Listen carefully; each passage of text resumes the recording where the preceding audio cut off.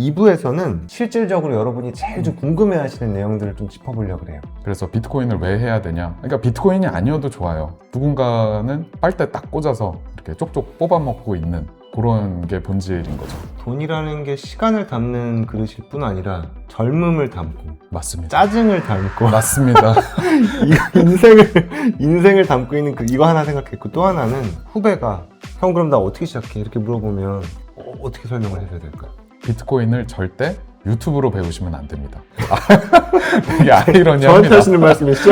아닙니다. 제가 지금 유튜브를 통해서 비트코인 얘기를 하고 있는 예. 사람이 유튜브를 보지 말라니. 보시는 분들이 제일 궁금해하실 포인트 같은데, DCA 이렇게 조금씩 사서 모으는 거 에라 모르겠다. 네. 왕창. 어떻게 해야 돼요? 이거는 참 알트코인은 어때요? 이더리움은 그래도 괜찮지 않나 막 이런 말씀 하시는데 절대 하시면 안 된다 이렇게 말씀드리고 싶어요. X네, X. 네. 왜냐하면 네, 오늘 4달 반인 모시고 저희가 비트코인에 대한 얘기를 강의를 듣고 있습니다. 너무 중요한 내용을 많이 얘기해 주셔가지고, 부끄럽습니다. 사실 1부에서는 조금 비트코인을 시작하기에 앞서서 약간 기본 베이스가 되는 내용들, 왜 저는 그런 내용을 하나도 공부를 안 하고 시작했을까요? 저는 바로 업비트를 깔고 사고 팔고를 하다가 거의 이제 돈이 있었으면 패가망신을 했겠지만 다행히 돈이 없어서.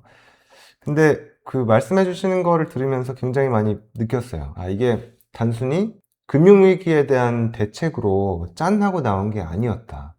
그 전부터 여러 시도들이 있었던, 수천 년 동안 쌓여 있었던 어떤 화폐 시스템의 본질적인 어떤 결점을 보완하는 굉장히 좋은 수단이라는 어떤 굉장히 논리적인 설명을 좀 해주셨고, 2부에서는 조금 우리한테 실질적으로 여러분이 제일 좀 궁금해하시는 내용들을 좀 짚어보려고 그래요. 그래서 좀 처음 여쭤보고 싶은 건, 만약에 이제 내 딸마님께서 아끼는 동생이, 형, 나 그래서 공부를 좀 해봤어. 알겠어. 근데 이거 왜 해야 되는 거야? 만약에 물어보면 뭐라고 설명하실지. 네.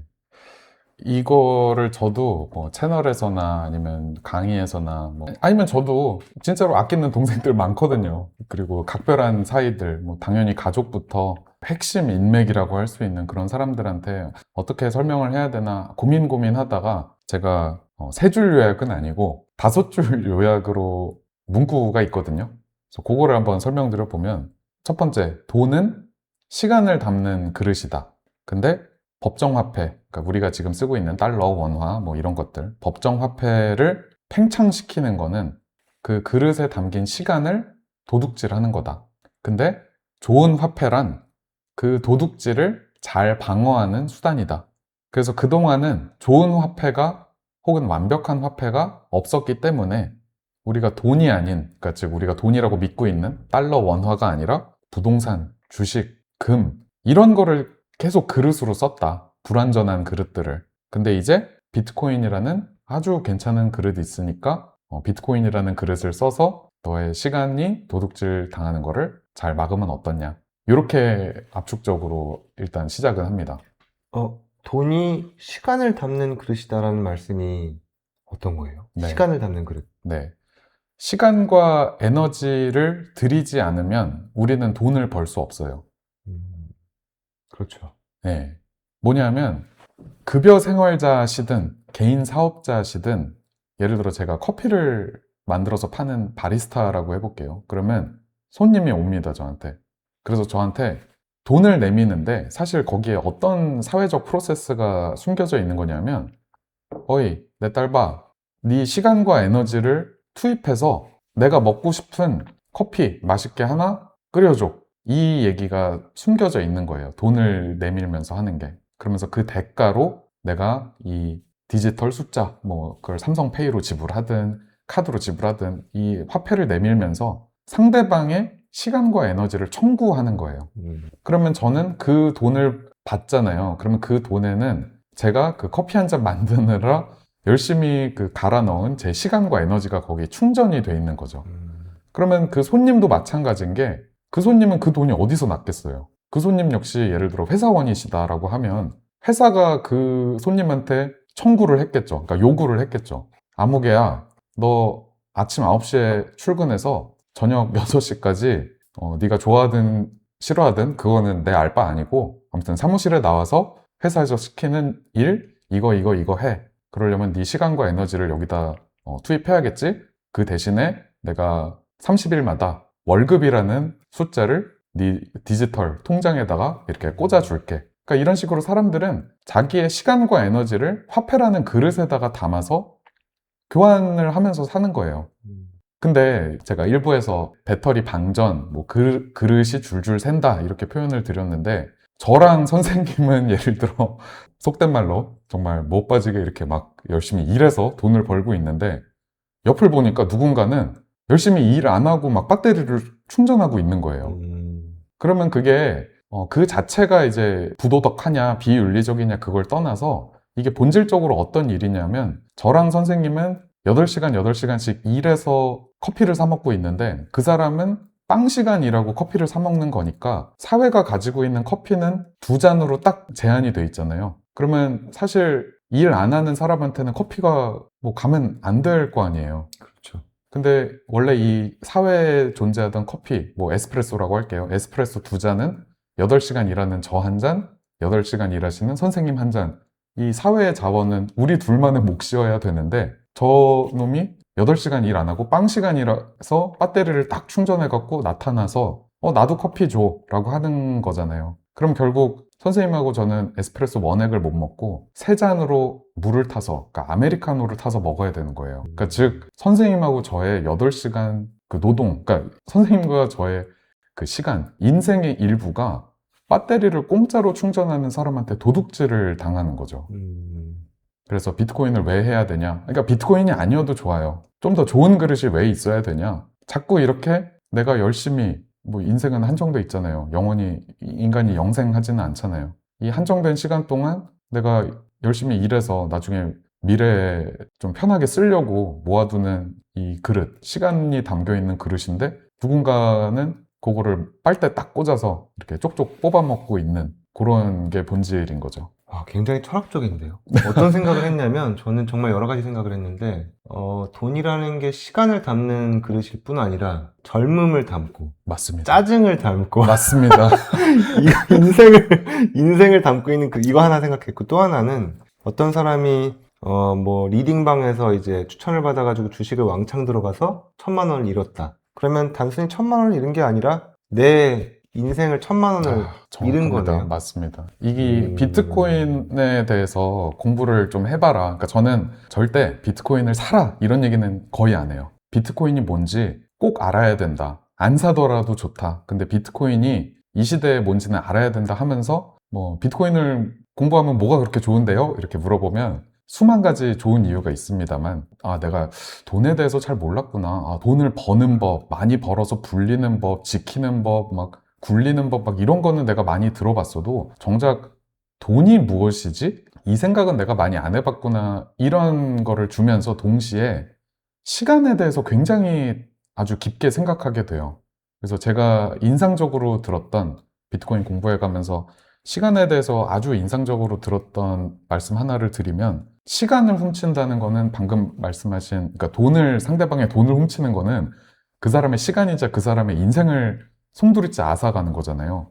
그래서 우리가 헌법에서 보장하고 있는 몇 가지 권리들이 뭐 헌법까지 갈 것도 없습니다. 절도, 그러니까 훔치는 거, 그리고 사람을 죽이는 거, 살인, 그리고 구속하는 거, 이 3가지가 전부 다 시간하고 연관돼 있다라는 생각 혹시 해보셨어요, 선생님?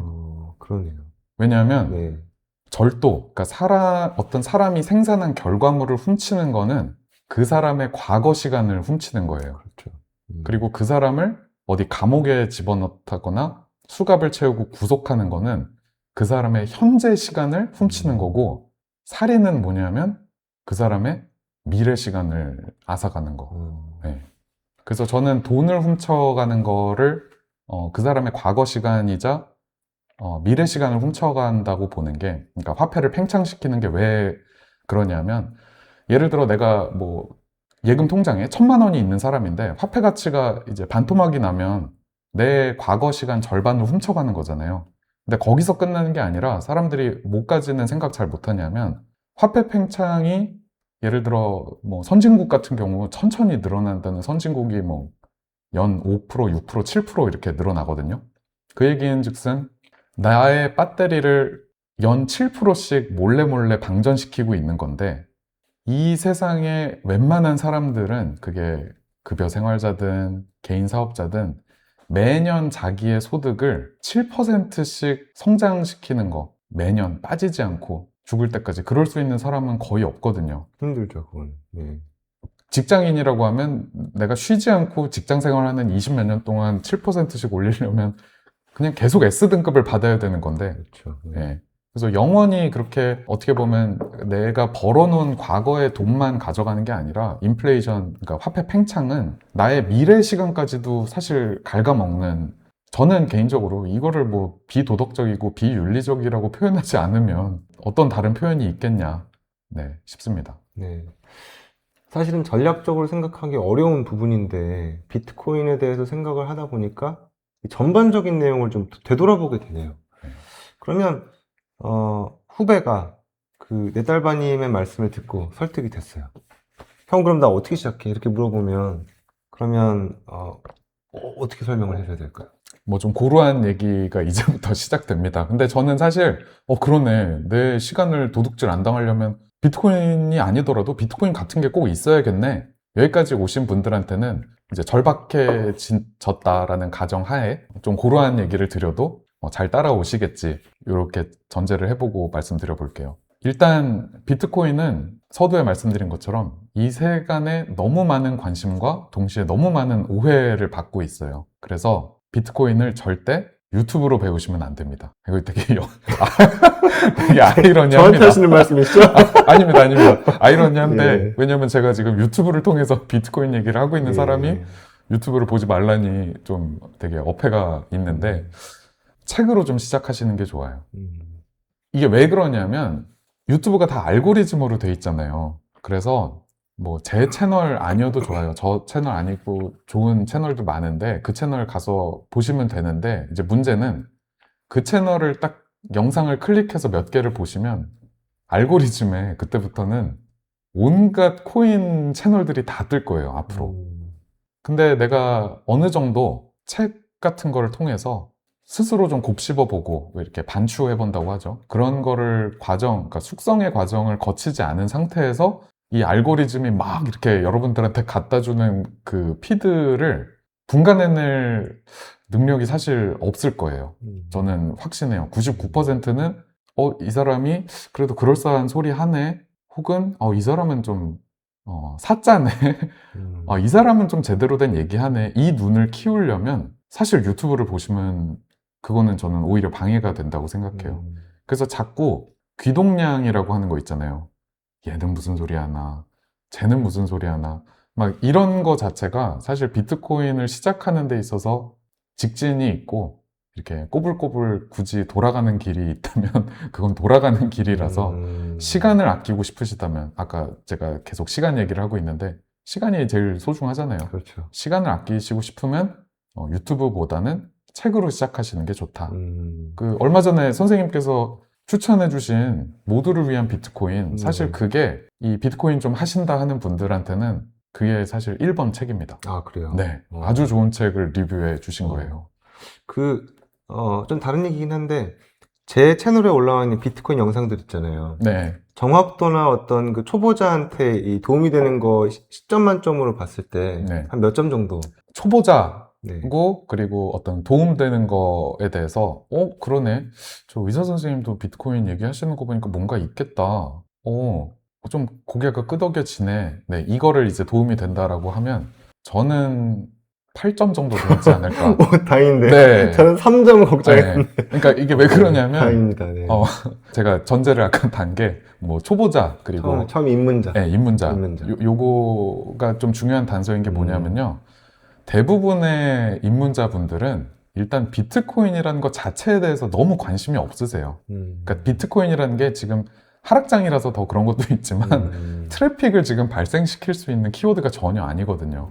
이런 상태에서 뭐야, 내가 좋아하는 저 의사 선생님도 비트코인 하시나 보네, 그러게 뭔가 있긴 있나 보네, 이런 거를 유도하고, 그리고 사자가 너무 난무하는 이 유튜브 판에서 그래도 이거 비트코인은 모아가는 거다, 사팔하는 거 아니다, 막 이런 얘기 해주시는 게 저는 너무 도움이 된다 이렇게 판단을 하고 네. 물론 이제 조금 아시는 분들이 딱 보시면 빈틈이 좀. 약간의 그 빈틈은 분명히 네, 있습니다. 네. 그러니까 뭉뚱그려서 큼직큼직한 얘기들에 대해서는 아주 잘 알고 계시지만 이제 예를 들면 이제 그 개인지갑 사용이라든지 아니면 그 어떤 틈새들이 이렇게 몇 가지 저거 좀 채워드리고 싶다.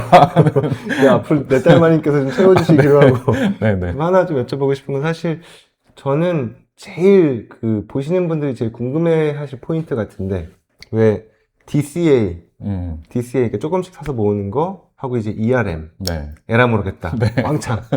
어떻게 해야 돼요? 이거는 참 정답은 없고요. 이 세상에 평균적인 인간이란 그 실존하지 않는 것처럼 최적화된 방법은 아마 본인만의 성공 방정식을 찾아야 될 것 같습니다. 근데 저 같은 경우는 자신감이 붙고 확신이 있고 그런 경우라면 뭐 한 방에 사라 이런 얘기보다는 한 방에 사는 게 더 맞다. 그런데 그렇게 하기 위해서는 왜 꼭 선행 과목들이 있어야 이제 3학년, 4학년 가서 고생 안 하듯이 그 선행 과목들이 있다. 그래서 돌아가시지 않으려면, 그러니까 직진, 그러니까 좀 시간을 아끼시려면 비트코인의 본질을 빠르게 파악하고 그 다음에 이거는 이렇게 하는 게 맞네 라는 자기 확신을 가진 다음에 왕창 사는 게 맞다라고 저는 그렇게 생각합니다. 그러니까 뭔가 그 DCA냐 ERM이냐 이 질문 자체가 잘못된 거네요. 이게 준비가 돼 있는 사람이면 네. 할 수 있지만 예. 그러니까 자기의 어떤 그 물론 이제 수입도 당연히 계산을 해야겠고 수입 지출 내가 감당할 수 있는지도 감당을 해야겠고 근데 그러면 선행 과목이라는 게 뭐 어떤 네. 비트코인을 공부해라 하면 뭘 그렇게 공부하냐 이런 생각이 드실 수도 있는데 비트코인을 공부한다라는 거에 그 반대편, 그 숨은 그 동전의 그 반대편에는 어떤 의미가 또 있냐면 현대 화폐 시스템이 어떻게 돌아가는지를 공부한다라는 그런 것도 있거든요. 그래서 이 현대 화폐 시스템이 지금 이런 전략, 그러니까 그 모노폴리 있잖아요. 모노폴리나 뭐 브루마블 같은 그런 게임. 흔히 말하는 그래 어떻게든 그 희소한 부동산을 독점해서 그러니까 땅을 잘 사서 그 플레이어가 어떻게든 내 땅에 딱 걸리게 해서 상대방을 파산시키는 게 브루마블 게임의 본질적인 룰이듯이 지금 현대 금융화폐 시스템이 어떤 식으로 돌아가는지를 비트코인을 통해서 어떻게 보면 더 잘 알게 되거든요. 왜 꼭 우리가 한국 안에만 있으면 한국이 어떤 나라인지 잘 모르다가 이제 외국에 나가면 한국이 이런 나라였구나 여기는 되게 다르네 이렇게 알듯이 비트코인이라는 세계, 그러니까 즉 우리한테 너무나 익숙한 현대 금융화폐 시스템 바깥에 한번 딱 들어가 봐야 대조돼서 더욱더 그 특징이 잘 드러나거든요. 사실 현대 금융화폐 시스템에서는 우리 절대 하지 말라고 하는 B2 있죠. 빚내서 뭐 투자하면 안 된다. 그게 엄밀히 말하면 반은 맞고 반은 틀린 말이에요. 빚내서 투자하는 게 맞아요. 심지어 이거는 워렌 버핏 같은 선생님들도 뭐 빚내서 투자하는 건 하지 마라. 뭐 열심히 같이 투자해라 하시는 그분조차도 사실 곰곰이 뜯어보면 뭐 이 얘기 할 수 있을지는 없을지는 모르겠지만 워렌 버핏이야말로 빚내서 투자하는 그 방식을 아주 절정에 달하게 만든 그런 투자자예요. 워렌 버핏이. 그래서 여러분들이 지금 갖고 있는 가용자산을 최대한 활용해서 비트코인을 왕창 사는 게 저는 맞다고 생각합니다. 만약 이게 와닿지 않으시다면 부동산으로 생각해 보시면 돼요. 부동산 다들 뭐 실거주 한 채는 진리 막 이런 거 믿고 계시는 분들도 부동산에서 내가 어떤 걸 사야 되는지 생각해 보시면 내가 지금 살 수 있는 거를 가장 대출을 많이 받아서 엉덩이 깔고 앉아서 거기서 열심히 소득 활동하고 열심히 주담대 갚아 나가면서 그 부동산을 지키는 게, 그 아파트를 지키는 게 정석이잖아요. 네, 비트코인도 마찬가지입니다. 근데 제일 제가 보기에 그러면 좀 어려운 부분은 뭐냐면 사실 저도 댓글을 보다 보면 어떤 분들을 뵙게 되냐면 저는 사실 전세금 빼지 말라는 주의거든요. 네. 근데 제 얘기를 그런 얘기를 쭉 했는데 제 영상을 잘못 이해해서 형 말 듣고 신용대출 5천 바로 박았어 이런 댓글들을 봐요. 근데 이제 그런 분들의 걱정이 뭐냐면 내 딸바님 말씀하신 그 선행 과목이 안 된 상태에서 저는 한다고 보거든요. 네. 그러면 문제가 뭐냐면 내가 감당할 수 있는 이자가 아닐 때 그런 분들은 분명히 1년 내에 어느 정도 수익을 기대하고 들어갈 거란 말이에요. 맞죠. 그러면 그 계산을, 그 셈을 어떻게 내가 감당할 수 있는 어떤 사실 기간이 중요할 텐데. 예를 들어서 나는, 5년 정도는 나는 수익 없어도 돼. 이런 거를 어떻게 좀 처음 하는 사람 입장에서는 어떻게 네. 해야 될까요? 연령대가 낮을수록 그래서 훨씬 유리해요. 혹은 그 몸이 가벼우신 분들 있죠? 아직 그 기혼자가 아니신, 미혼인이신 분들이 정말 압도적으로 유리합니다. 이런 점에서는. 왜냐하면 아직 내 어깨에 딸려있는 가족도 없고, 내가 지킬 게 별로 없는, 이거 약간 말이 좀 이상하긴 한데, 그러니까, 맞는 말씀이죠. 네, 아직 좀 자기 몸을 네. 좀 불살라도 되는 그런 네. 분들은 압도적으로 유리하죠.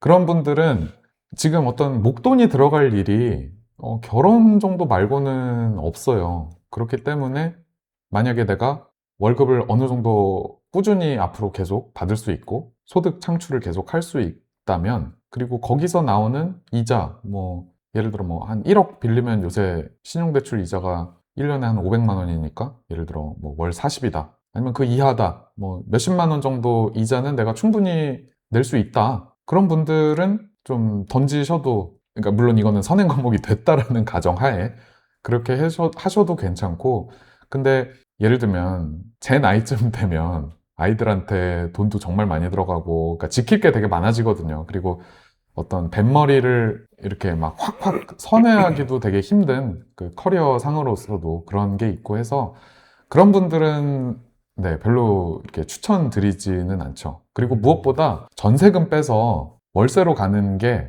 이게 자기만 좋다고 되는 건 또 아니거든요. 그렇죠. 예. 배우자랑 상의도 안 하고 그런 결정 막 톡톡 내리시는 분들은 저는 개인적으로 정말 뜯어 말리고 싶어요. 비트코인은 그냥 여러분들의 노동 가치를 지켜주는 그릇, 어떤 도구일 뿐이지 비트코인이 여러분들의 목표가 돼서는 안 되거든요. 그걸로 뭐 왜 꼭 저기 애 닥달해가지고 이제 아주 좋은 대학 보내놨는데 평생 원수가 됐다. 그러면 그거 아무짝에 그렇죠. 쓸모 없는 거잖아요. 의미가 없죠. 네. 예. 비트코인을 뭐 20년 뒤에 잘 지켜서 그걸로 부자가 되시면 뭐예요? 그걸 같이 누릴 배우자랑 막 사이가 영영 멀어져 있고 그러면 그거 아무짝에 쓸모 없는 거죠. 굉장히 좋은 비유인데요. 예, 막 학원 뺑뺑이 엄청 돌려가지고 좋은 대학을 갔는데 의절했어. 그러면 그러면 너무 뭐- 가슴 아프잖아요. 그렇죠? 네. 그러면 어려운 부분이 제가 이제 이해한 건 뭐냐면 선행 과목이라는 말씀을 저는 어떻게 이해했냐면 내가 예를 들어서 한 달에 40을 신용대출 이자를 내서 1억을 들어가더라도 내가 비트코인에 대한 이해도가 확실해서 내가 이거를 왔다 갔다 하거나 폭락했을 때 흔들리거나 이러지 않을 자신이 있으면 내가 감당할 수 있는 선 내에서는 대출도 괜찮지만 네. 내가 만약에 떨어졌으니까 이제 패닉 셀링을 막 하고 이런 거는 이제 차라리 안 하는 일만 못한다. 이게 네. 정확한 이해일까요? 맞습니다. 절대 저는 그런 분들은 말리고 싶고요. 선행 과목에 물론 책 이런 것도 있지만 산책하시면서, 그러니까 이 산책이라는 게 꼭 산책 그 자체보다는 그러니까 명상 혹은 굉장히 심사숙고해보는 시간을 가지셔야 돼요. 비트코인을 비트코인만으로 바라보지 마시고 내가 그동안 알던 자산들하고도 끊임없이 비교를 해보시는 거예요. 부동산에서는 어떤 룰이 있었지? 주식에서는 어떤 룰이 있었지? 이런 것들을 비트코인에도 이렇게 슬쩍 갖다 대 보시는 거죠. 그래서 예를 들어 제가 아까 젊은 분들 얘기했지만 저는 신혼부부야말로 정말 비트코인 모으시기에 최적의 세팅이다라고 이렇게 좀 주장하는 편이거든요. 신혼부부 분들. 그러니까 맞벌이 하시는 신혼부부, 그리고 아직 아이 없으신 분들. 이런 분들이 저는 가장 비트코인 모아가기 좋은 상태라고 보는 게, 저는 그렇게 좀 결단력 있는 선택 못 했습니다만 아직 저 어렸을 때는 뭐 비트코인은커녕 이 화폐 시스템이 어떻게 돌아가는지, 화폐 팽창이 뭔지 이런 거에 대해서 하나도 몰랐기 때문에 그런 결정을 못 내렸지만, 부동산 투자자들 그 구루들이 항상 하시는 얘기가 있잖아요. 신혼부부들 절대로 땡땡 살지 말아라. 혹시 뭔지 알고 계세요? 땡땡이요? 네. 절대로 집을 이거로는 살지 말아라 하시는 게 있어요. 같이 살지 말아라 뭐 이런 건가요? 그 같이 매매 살지. 전세 요거에서 절대로 전세 살지 말아라. 이런 전세 예, 살지 말아라. 이런 얘기 하시잖아요. 그게 왜 그렇게 하면 안 되고 어떻게 해야 되냐? 본인들은 직주 근접, 아주 직장 가까운, 자기 일터랑 가까운 데에서 월세로 살고, 목돈을 절대 그런 원화에다가 박아놓지 말고, 전세금에 박아놓지 말고, 무조건적으로 전세 껴서 더 좋은 아파트에 묻어놓고 너희는 계속 뭐 아이 생길 때까지, 아이 초등학교 몇 년 될 때까지 계속 거기서 이제 일하면서 이 새껴서 사놓은 이 부동산 가치가 오르면 오를 때마다 거기다 돈 더 보태서 더 좋은 그릇으로 갈아타고, 그러니까 더 상급지로 갈아타고, 이거를 어떤 정석 코스로 얘기하시잖아요. 그 전세금이 그 기간 동안 묶여 있으니까 안 좋은 그릇에 넣어놓는다고 그렇죠. 생각하는군요. 그래서 이 얘기를 어디선가 들어보신 분들이라면 비트코인하고 똑같이 생각해 보시면 돼요. 비트코인이 좋은 그릇이다. 내가 충분한 선행 과목을 통해서 비트코인이 상급지 아파트보다 더 좋은 그릇이다 라는 그 지점까지 가셨으면 신혼부부분들은 맞벌이니까 계속 현금 흐름을 만들어 내시잖아요. 그러면 그걸로 월세 사시고 그걸로 대출이자 내시고 허리띠 바짝 졸라매서 알콩달콩 월세집에서 사시면서 새 껴서 아파트 사놓으시지 말고, 그러니까 말고는 좀 아닌, 그 말이 제가 좀 헛나왔습니다만, 그거 외에도 더 좋은 그릇이 있다면 거기다가 묻어놓는 거, 그것도 괜찮지 않을까 싶어요. 더군다나 지금 새 껴서 집 사는 거는 아예 힘들어졌죠. 네, 다 막혀 있잖아요. 네. 네. 하나 조금 실질적인 거 여쭤보면, 아내분이 비트코인에 대해서 조금 공부가 됐어요. 선행 과목이 좀 됐어요. 근데 남편은 이제 S&P 500을 맹신하는, 그리고 이제 미국장을 열심히 공부도 하고 책도 막 사서 보고, 비트코인은 이건 디지털 툴립이다. 말도 안 된다.